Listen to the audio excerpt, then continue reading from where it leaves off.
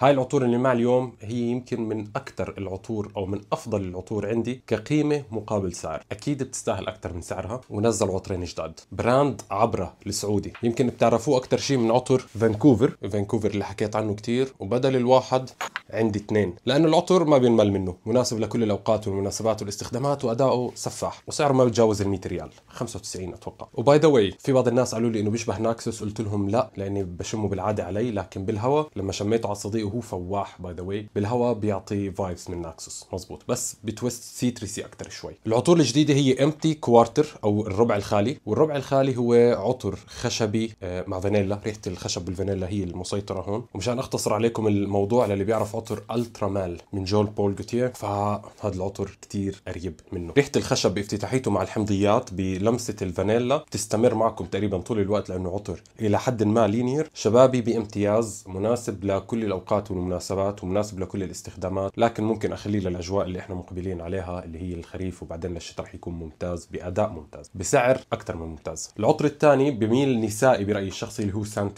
سانتوريني مستوحى من سانتوريني اليونانية، وهو هون ريحته زهرية جدا، مشان هيك قلت نسائي، لأنه زهور بيضة بحتة نظيفة جدا، بس معها لمسة بتحس كأنها عسل صافي، عسل هيك بنقط. بحس إنه العطر في لمسة باودري كمان حلوة كتير. بحس إنه هذا هو العطر للي بحب العطور الزهرية كتير، لأنه في بعض البنات بحسهم ما بيميلوا لهاي العطور، بحبوا شوي تكون فلورال، بحبوها شوي تكون بلايفول. أما هون بحس العطر زهري رسمي فواح قوي جدا. أنا بصراحة بستمتع فيه كتير، بس بيعطيني هيك جو العطور الكلاسيكية شوي. أداؤه فوق الممتاز، سعره فوق الممتاز. هذا اللي بهمكم تعرفوه عن عطور عبرة الجديدة. أنا كمال، إذا بتحبوا تسمعوا أكثر عن العطور تابعوني. شكرا.